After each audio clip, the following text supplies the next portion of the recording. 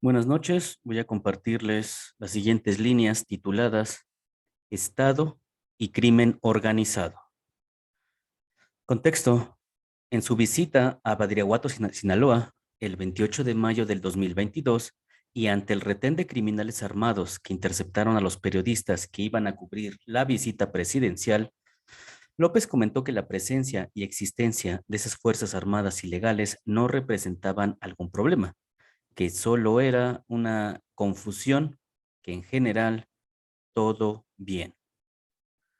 Al respecto, nuestro análisis. En realidad esto no es nuevo, no es de ahorita.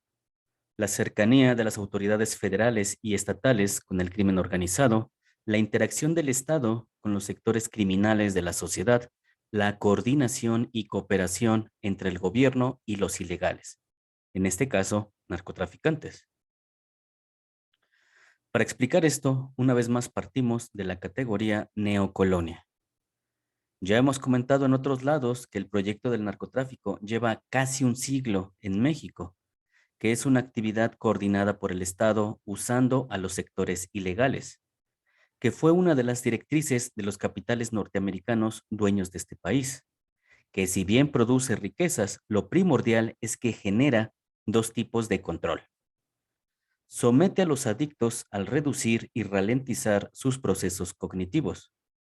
Domina a la población con la presencia y actuar de los ilegales permitidos por el Estado, algo así como una patente de corso británica avalada por el gobierno para delinquir impunemente contra la población civil y con el aparato policíaco establecido, que supuesta y oficialmente existe para oponerse a los criminales.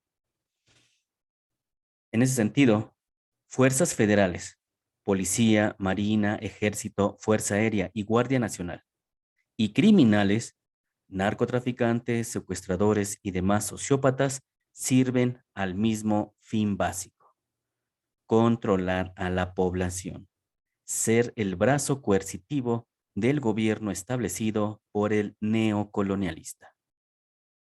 Esto no es nuevo, incluso el Tata Cárdenas participó en esos procesos. Al capital, que controla al gobierno gringo, que a su vez controla al gobierno mexicano. Por su cercanía geográfica y estratégica, le conviene tener parte de sus plantíos y plantas de procesamiento de drogas en México. Con ello, tiene una porción de abastecimiento segura y cercana para alienar a sectores de su propia población civil. Y desde la presencia y presión policíaca y criminal, legal e ilegal, asegura el control de su emporio mexicano. Una vez más, fácilmente podemos ubicar la pérdida de los últimos gramos de dignidad y autonomía con el Tratado de Bucareli. Ese fue el último clavo al ataúd de nuestra libertad y democracia, que por cierto empezamos a perder con la mal llamada independencia, al haber seccionado y traicionado al virreinato de la Nueva España. En fin, volviendo al tema, el narcotráfico no es local, es internacional. El narcotraficante no es independiente, sirve a los capitales internacionales. No solamente es un negocio, es primordialmente un mecanismo de control social. El gobierno no ataca a ese sector, se coordina con ellos, pues sirven al mismo fin, sirven al mismo amo. Países, neocolonias, con pseudoestados, que algunos denominan estados fallidos y que otros designan más específicamente como narcoestados, hay muchos. México no es el único. Algunos de los ejemplos clásicos son Afganistán y Bolivia. Esto no es de ahorita. Y aunque Afganistán y Bolivia lleven menos de neocolonias, se sigue en ellos la misma estrategia que ya previamente se utilizó en México: pseudo presidentes, pseudo constitución, vacuo Estado de Derecho, pantomima de democracia, cero voluntad popular, nimio interés comunitario, mínimo gasto social, demasiada violencia azarosa, injusta e injustificada. En las neocolonias no hay racionalidad. Principalmente lo que existe es lo irracional, utilitario y sociopático. Y así como hay buen personal de salud que se pierde en el deliberadamente deficiente e insuficiente sistema de salud, así también hay militares leales y narcotraficantes que algo dan a la comunidad. Pero lamentablemente esos CBS, militares y narcos con cualidades humanas se pierden ante la marea destructiva de las instituciones en las cuales se encuentran insertos.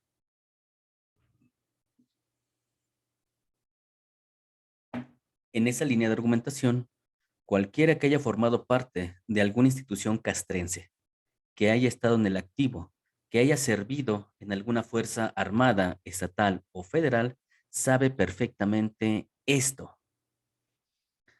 que del mando superior llegan órdenes para no operar, para no destruir, para no atacar, para permitir el libre paso, para cuidar el plantío, el tren, avión, bodega o hangar donde se produce, almacena, transporta, procesa o ejecuta algo ilegal, algo que va a dañar a la población. Y no son pocos los casos en los que si alguna persona, si algún elemento no está de acuerdo y quiere dar parte, quiere hacer lo correcto y cumplir la normativa o la misión, simple y sencillamente es nulificado por aquellos que ya saben el juego, por aquellos que se benefician participando en el acto, por aquellos que ya son parte de la mentira colectiva, de ese teatro de honor, lealtad, leyes, justicia y derecho. Si soldados, marinos y policías participan en actos ilegales junto con criminales, es que ambos sirven al mismo representante gubernamental. Representante que perfectamente coordina esos actos destructivos y mortales contra su propio pueblo por el beneficio material y yoico que obtiene al obedecer al capital extranjero. Hay muchos niveles de traición, muchos niveles de sociopatía, pero de manera general, a todos ellos, capitales, gobernantes y castrenses, les importa un comino la población. Hay sectores de la población civil que se espantan por lo que sucede en Ucrania, pero no consideran que aquí hay muchas más matanzas, torturas y desapariciones. Muchas más. Y eso que no estamos en guerra. Ambos capitales, el ruso, el norteamericano y el mexicano, son utilitarios, sociópatas que usan, mastican y desechan a su población.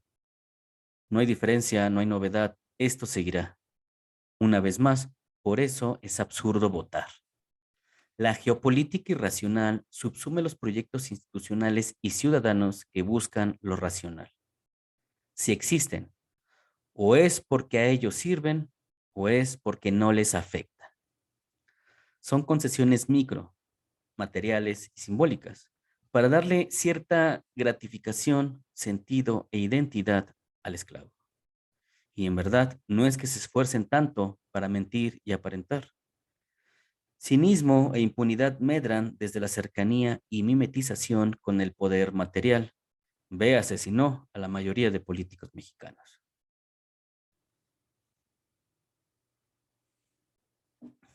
Para concluir, el país no está bajo el control del crimen organizado. El crimen organizado es una de las herramientas, como la ideologización, que usa el capital extranjero para someter a los habitantes y trabajadores locales de su propiedad.